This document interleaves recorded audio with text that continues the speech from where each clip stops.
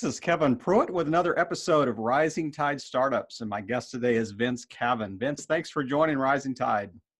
Thanks, Kevin. Happy to be here. And we were talking offline a little bit. You said you're sitting in sunny Seattle, and it's about 70 degrees outside, and no snow on the ground. And was that? Yeah. Did I hear right? Yeah, like 6 inches of snow, and I think like 23 degrees right now. Wow. So we've got that cold snap. Yeah. It makes that Seattle coffee taste all that much better. Oh yeah, it's delicious right now. Well, share with our listeners a little bit about Vince Cavin. Sure. So I do events-based marketing and startup development. So been in the industry for about 7 years. Worked with a few nonprofits helping to develop big citywide events and festivals, everything from farmers markets to huge startup pitch competitions, bringing together VCs, creatives, startup companies that are looking to share their product, service, or idea. The biggest one is One Spark. Was there for a few years and was the operations and finance director. Helped get the whole company started. It was an 8-person team year-round putting on a yearly event. Had about 260,000 people show up for 5 days. We got it up to about 360,000 people, I think, on year 3 or 4. Wow. By that time, I was tapped to be a executive director, CEO of a public project called Hemming Park. It's managing like the downtown's oldest park in Jacksonville, Florida. And this is all in Jacksonville. Right. So Jacksonville had the oldest public park, managed that for a few years. And through an interesting story of setback and failure, I ended up packing up and moving to Seattle, where I restarted my career and built a new network here in Seattle around venture capital, VCs, the startup community, and have been working with the idea of starting something like One Spark here called ActivateParty. Mm-hmm. And we're doing a series of mini events that bring together artists, musicians, technologists, scientists together to share their startup ideas or innovation ideas or services in front of a juried panel.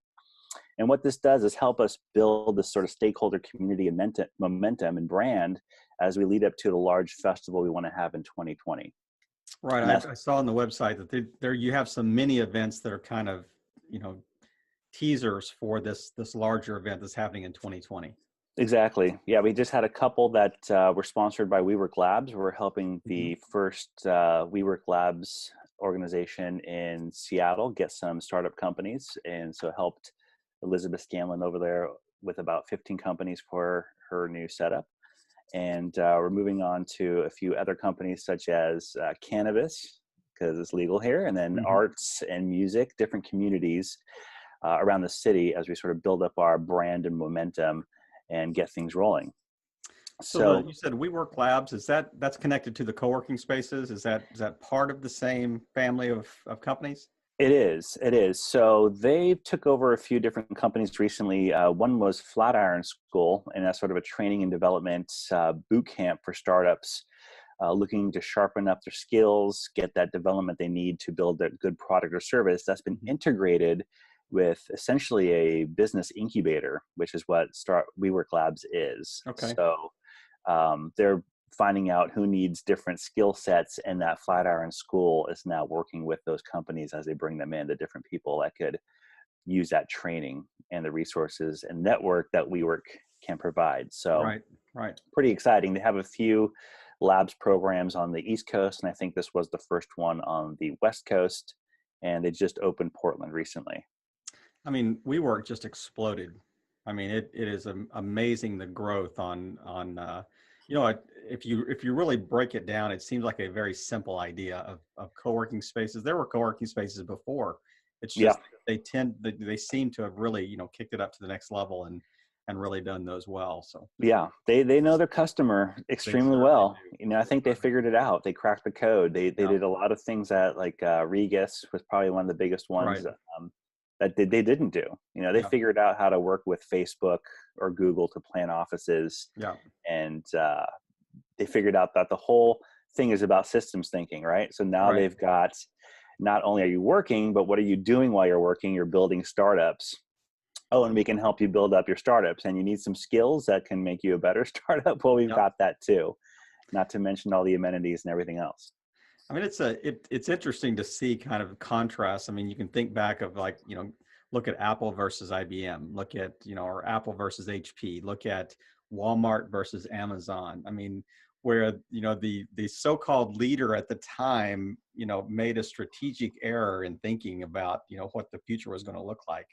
Yeah. And it's just been amazing how those have flipped. And, we were kind of, it seems like the same type of story with, with Regis, like you mentioned. I mean, the difference between those and those shared offices were, around a long time before WeWork ever appeared on the scene. But I didn't call you to talk about WeWork. I called you to talk about you. So I don't Okay. want to get too deep in those weeds. But you mentioned something in your bio that I wanted to kind of follow up on a little bit. You said, there was a bit of a blip on the screen in Jacksonville, and you kind of moved to hit the reset button in Seattle. So how do you think, and you can go into that as deeply as you choose to, but how do you think that blip in Jacksonville affected your start in Seattle, or how that even mentally, emotionally, personally, and also relationally with people that you would work with in Seattle? I mean, was there an effect? Was there a kind of a knock-on effect from that?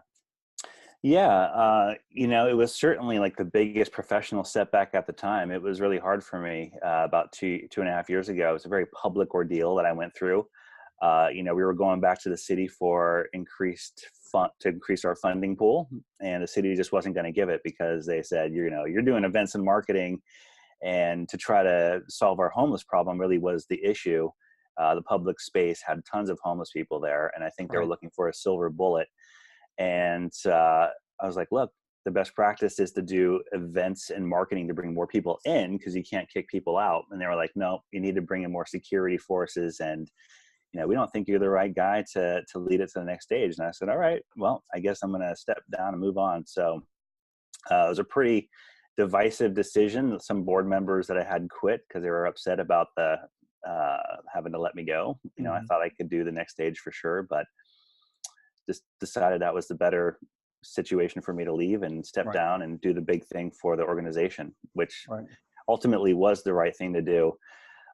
So, it was just a lot of psychological healing and just dealing with that baggage and shedding it as I moved across Seattle and tried to network my way into some more opportunities here in Seattle. I've only had it come up once, really. I was at an interview when I was here about a year and a half ago looking for a job, and somebody said, oh, that ordeal in Jacksonville, I don't think that's something that we want to be associated with. It's another nonprofit in a city Yeah. leadership thing. And I said, well, here's the story. Here's what happened. You can make the choice to hire me or not. I have the skills to do the job. So yeah, certainly, left some residue Sure. that still follows me around, but I think ultimately it sharpens up your judgment and your ability to think through your own career, but also how you affected other people, how you're going to explain the story, what you learned from those lessons that Right. when you went through that failure. It's not easy, during Yeah. the time and afterwards, you're still having to sort of reimagine it the entire time that you're, talking about it over and over. Yeah, So, I do think it was more internal or external that the kind of the residual effects. I mean, was it you really having to get over the issue personally, or do you think that it was more, just the chance of this, being a hurdle that I have to overcome through conversation and through, interaction with people, uh, moving forward? yeah, I think both, because, people who would see my resume can just like type me in and see the story, right? Hmm. They can like look me up and say, okay, that's what happened. I've talked to a lot of people in leadership positions that I've worked with subsequently, and they're like, look, everybody goes through failure. It's something, Sure. we all saw that. We saw that happened to you. It's not really a big deal to us. Yep. So some people are just like, you face something, it's pretty fresh, deal with it, however you're going to deal with it. So for me personally, there's still some residual, emotional baggage for Hmm. sure. It's not Yeah. totally over because it was such a huge hammer to my psyche. Yeah. But after talking with people I really trust and respect, who said, look, it doesn't really matter. Right. Ultimately, it's going to take some time for it to, not make that much of a difference for you professionally, but we're going to work with you. So, Yeah. okay. And So that's that, the key. Yeah, exactly. Yeah, and everyone that has probably given you that advice probably has a personal example of a failure that was maybe even larger Oh than yeah, how that would have been perceived or whatever. And what's the great adage that says, failure is not falling down, failure is failing to get back up. exactly. What a Exactly. great, and I don't want to camp on this too long, but I think our listeners would really resonate with that because we all face failures at some level, and whether that is self-imposed or whether that is imposed externally from out of our control. I mean, we certainly have hurdles and obstacles in life that we're going to have to overcome and virtually just keep moving forward. Just if you're going to fail forward. Exactly. And the hard thing, is knowing that those stories are out there, Yeah. like you'll research like, oh man, what did other people go through and what they, how did they fail and everything. But when it happens to you personally, it's just so much easier to Yeah. like get depressed and get down on your Well, for sure. situation, For sure. And it's and bigger. It's magnified. yeah, yeah. And I've said, okay, it was $1 million project that I was involved in. I pretty much failed the people that I was leading and, my 8-person team and the city leadership that trusted me, et cetera. And they're like, $1 million, try like 20 million. I lost that. And I, That's right. I'm trying to do the next thing. Exactly. Like, okay, well, you seem to be doing all right. So Exactly. Yeah, that's right. That's exactly right. Well, the transition from, landing in Seattle, you said, year and a half ago or whatever, you were kind of looking for, a role to fulfill with maybe a nonprofit or whatever, but are you full-time with Activate Party now? I am actually volunteering my time. So I'm Uh-huh. trying to build it up from the ground up. I'm actually doing a lot of consulting work. My business partner who's worked on Activate with me, we're starting up a consulting practice called Time to Hatch, the Hatchery. The website is timetohatch.com. Mm-hmm. But we're trying to build up the momentum and trying to educate businesses how they can utilize events and marketing to strengthen their brand, reach customers, find vendors, that kind of thing. So that's my area of expertise, and I'm trying to leverage that for the future. Did you get in the Wayback Machine here for a little bit and go back? How did you first land in that stream? How did you first start with the events and marketing type of industry? Yeah.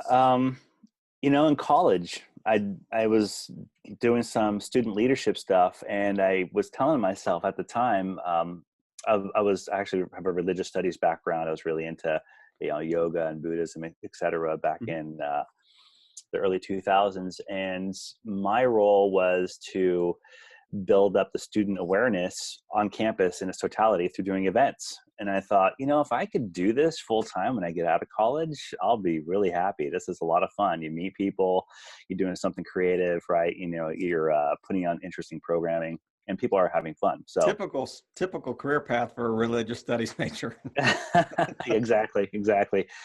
So, just the winding roads of life. I ended up going to Jacksonville, and I had to find a job. It was like 2009. So I was in refugee resettlement of all things at Yeah, Catholic Charities. yeah. And Caritas, or what's that? was it Caritas, or is that their charitable arm? It's just called Catholic Okay. Charities Refugee Resettlement Office, Yeah. Bureau, Yeah. I think is what they call it. But yeah, just networking and helping people find jobs that were new to the country, coming from some terrible, terrible Mm. situation. And just through networking, it's again a story of meeting people. And I found a kindred spirit that said, hey, you seem like a good guy. You ever thought about, I'm interested in events. And I said, I was interested in events. He said, like, I got this great idea for doing these small impact events for nonprofits. Would you want to do it? So we put together a company called Party Benefit and Jam, PB&J, that raised money for nonprofits because they're typically not great at branding and doing events and that kind of thing. And we Right. we had some experience doing that. So we started doing these really great events, and then the people who were putting together the One Spark project noticed us and brought him in for a discussion. And he said, you should meet Vince. He's sort Mhm. of the architect behind the business piece. And then I got hired to do the One Spark stuff. First employee, helped build the systems up from scratch, and just found myself in startup event land doing that. And I won't skip that I went to college late. was like 27, 28, and I had Mhm. a whole career in video game design in the startup world in Silicon Valley in the late 90s. So I was pretty familiar with like the attitude and the mentality around creating Sure. technology companies and like what, building a tech product looked like. So pretty familiar with that, but hadn't really tapped that energy and dynamic in a long time. So it got rekindled when I did OneSpark stuff.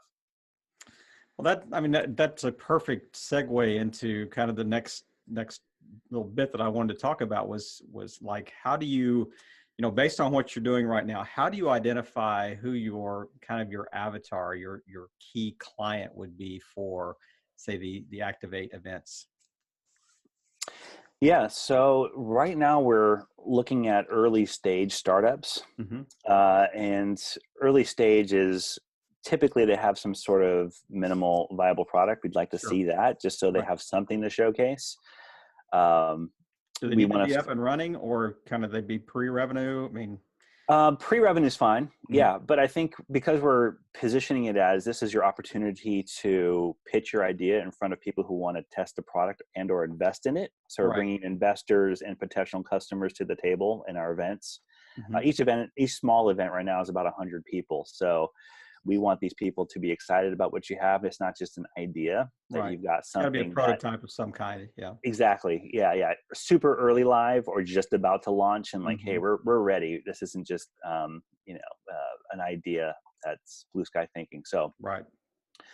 they're pretty much ready to go. They have some sort of working team. They've got a good sense of what their financial projection is going to be. Hmm. They've got a pitch of some sort. They've already created a deck. We're not Hmm. going to lead them through creating a deck from scratch Right.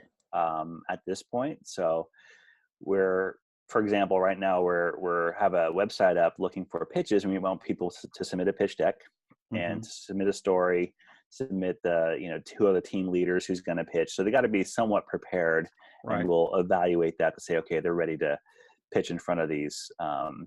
Usually influencers, thought leaders, who Right. are going to be jurists, going to Are ask you some pretty making deep questions. suggestions to people when they submit their pitch deck, when they submit their ideas? Are you saying, hey, you need to maybe revise this and look at this differently? And these 40 slides are far too much. You need Yeah, to end, you know, exactly. Yeah, exactly. Guy And there's Kawasaki says 10 slides tops, no one follows that, man. Yeah. It's a good guideline, I think it is, brevity's Yeah. What do you say? 30, 20, 10 or something like that? 30-point type, 20 exactly. slides Yeah, or I mean, 10 slides in everybody 20 minutes, something like that.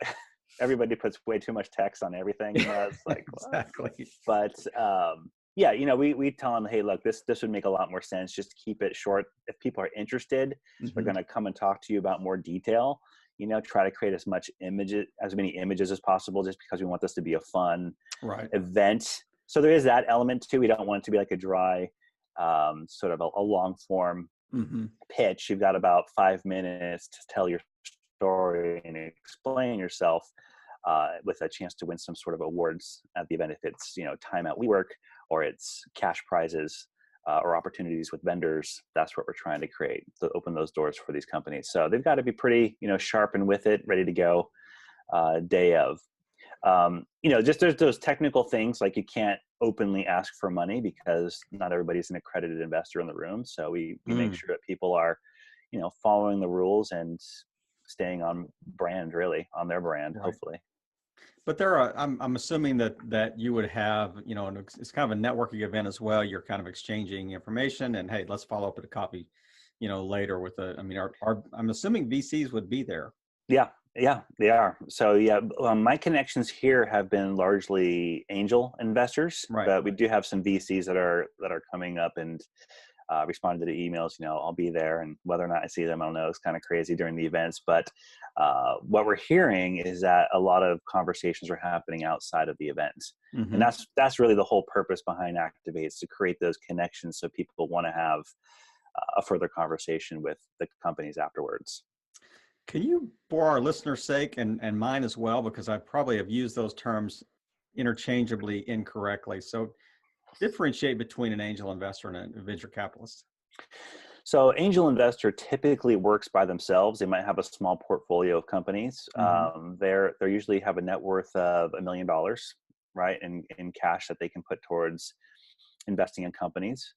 and they're going to go out. They might be part of an angel group. One here is Alliance of Angels or Keiretsu Forum, Puget Sound Venture Club, for example. Mm-hmm. They might belong to many different clubs like that, just to have a peer group, but they're investing on behalf of themselves typically. Okay. Right. Yep. Venture capital is more institutionalized. So a big one here is Madrona, and they've got a whole team that are evaluating deals, that are looking at bigger companies to invest in, right? Uh-huh. They've got much more cash, a fund, for example, that they're working with to deploy into startups, usually multiple startups with one fund. It might be a few $1 million or a few $100 million that they're putting into startups. So that's pretty much the difference. So it's much more easier, I think, to access the angels because there's less barriers to just setting up a coffee, meeting them. You're not asking to pitch. They are the decision maker. Exactly. Right. Yeah. You're not going to. That's right. Exactly. Yeah. If you're going to go pitch to somebody at a venture capital group, you're usually going to sit in front of like 10 people, and they're going to just, basically rip you apart and have you go into detail about why your startup will be a success. Yep. But an angel might just sit down with you for coffee and say, okay, I'm in. Yep. I'll write you a check for $50K, for example. But they're both in the startup space. And then private equity is more for going concerns. Exactly. Yeah, exactly. So that's a whole different ballgame. Right. Now, are they primarily interested in a return, or are they primarily interested in a longer play, piece of the company as it grows type thing? Or what's your experience been?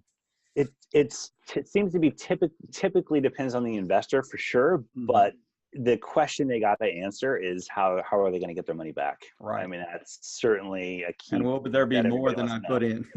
Yeah. And a good angel investor or VC is going to figure out how they're going to help you get their money back. They're going to make connections to vendors or partners that are going to say, okay, we're going to acquire this company or be a big vendor to the company that you've invested in so that you can have a bigger valuation going forward if it does get acquired.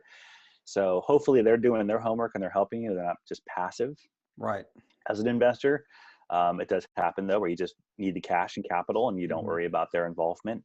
But angel investors and any investors really going to look to how are you going to get their money out eventually? What does that horizon look like? And hopefully you're deploying those funds in a way that makes sense to grow the company. Right.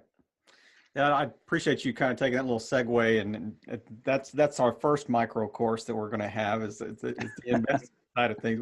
We'll talk about yours near the end of the chat, but so let's dive just a little bit deeper, and I want to get inside the head of Vince Cavin here. And so, who would you say would be somebody online that you kind of look to as inspiration, and just kind of a one-line reason why that person, you tend to follow them, whether it's a blog, whether it's, podcast, video, whatever.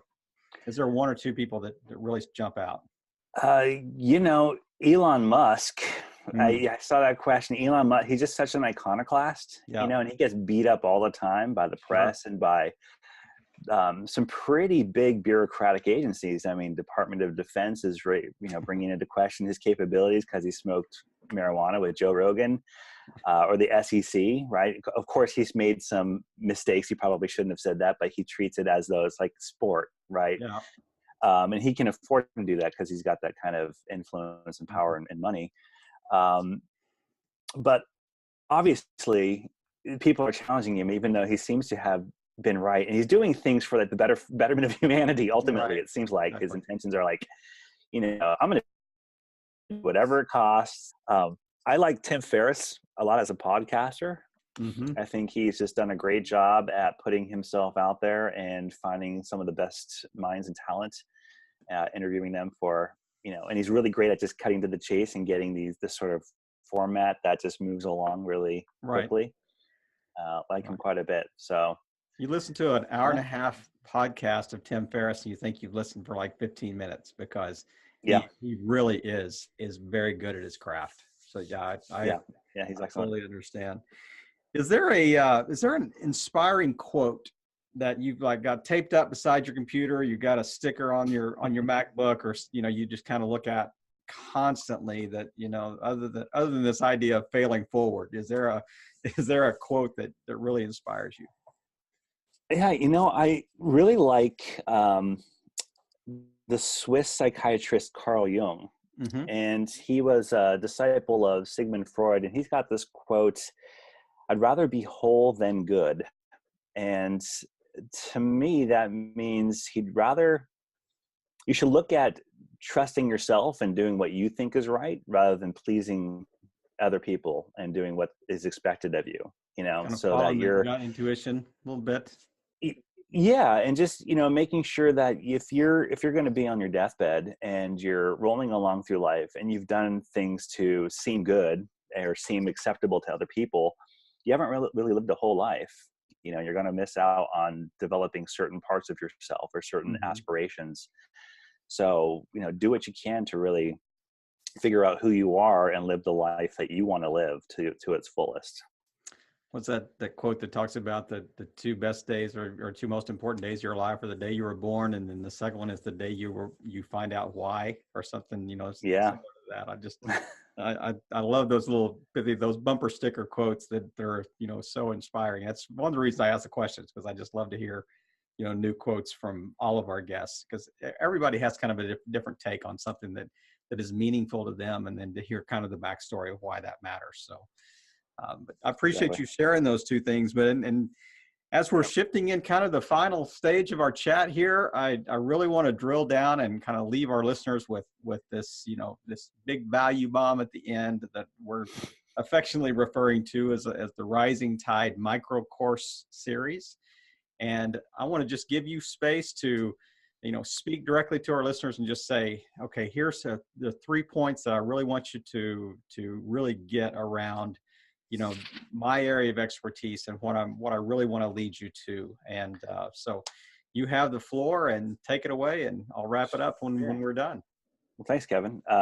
So I'd focus in on how are you positioning your product or service around and putting it into events. Hmm. Event marketing is a great way to reach people, and it not only can you just reach people, but it does a few things for you and your business. You can sharpen up your pitch skills, right? You're meeting tons of people on the floor. You're being forced essentially to get whatever product or service you had on the burner ready for promotion and ready to sell out there on the floor.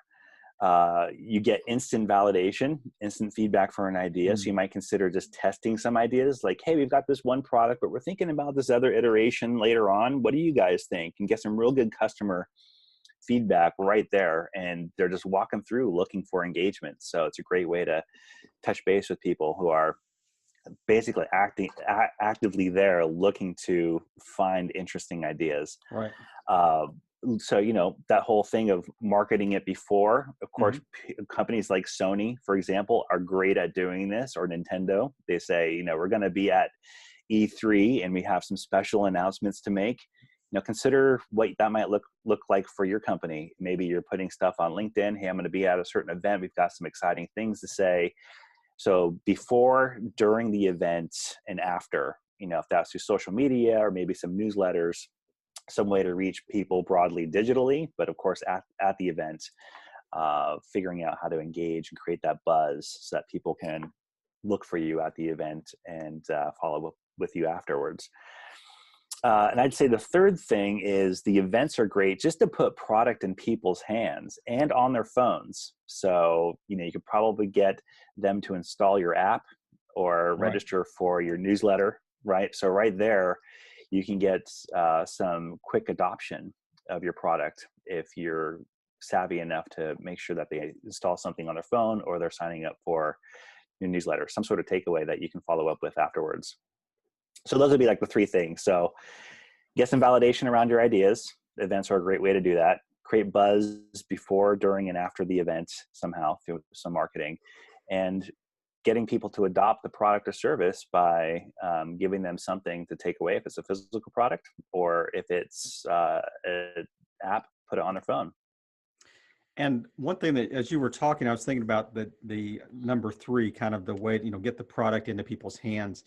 If you go back to number one, tying kind of one and three together, I mean, if you're in kind of the MVP stage, Hmm. the minimum viable product stage, I mean, I could also think this is a great focus group too, to give you feedback on how to iterate and how to, improve whatever your product or service is with a pretty focused group. And like you mentioned, I mean, it's instant feedback. Exactly. Exactly. Yeah. You can even say, hey, this is a beta test. You can be a part of this, and you might need to give some incentive. Maybe it's, you do this, I will give you 6 months free, right? It's going to Right. be $20 a month once it goes live, or, $100 a year, whatever it is. Right.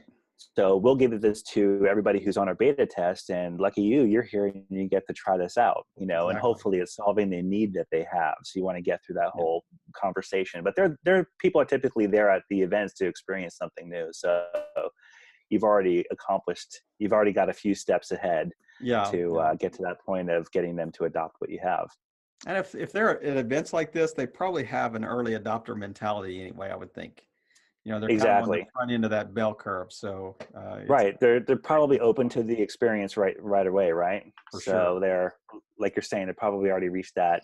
You've got that demographic of open to experience, early adopters, looking to try something new, Right. interested in tech or Right. whatever Exactly. the reason that you're at the event, Yeah. right? So And they've got a they few stay things going for current on tech. They're interested in it, and they are very quick to give feedback, as well. So it. which is Exactly. exactly what you don't want anybody blowing smoke at you. You want to this tell me the exact thing, your reaction to this. How is it working? Is it not working? What are the features that are missing? That type of thing. So Right. that Exactly. Can you get 20 people to sign up at an event? If you exactly have a few hundred or thousand, can you get 20? It shouldn't be that hard. right. So hopefully Right. you can do that. If not, it's probably not a good idea. Well, you never know. Yeah. You never Yeah, know. it's probably not. You never know. Well, let me wrap up just so event-based marketing. Really, the three major points you talked about were just the idea of this instant feedback or validation. You get to marketing the product or service. Create buzz around that. And the third one really is it's just a good place to get the product or service actually into their proverbial hands at the event, and then kind of this instant feedback loop that you're creating. And this is not a linear process; it's more of a circular process. Yeah. The whole iterative process that you're going to go through as a startup. But Hmm. what a great way to finish our chat today with this 3-step process, this micro course. And Vince, I'm really grateful for you taking time today, just to early Saturday morning in Seattle, snowy Seattle, and the coffee is kicked in, so you were extra sharp today. But I appreciate just taking the time. I appreciate our mutual friend Vlad for connecting us, Vlad Microtumian, Absolutely. Yep. Thanks, previous Vlad. guest on Rising Tide. So yeah, thanks Vlad for that connection that we've made. And Vince, just thank you for taking time to just help all boats rise in a rising tide. Have a great Okay. day. Thank you. Okay. Thanks, Kevin. Appreciate it.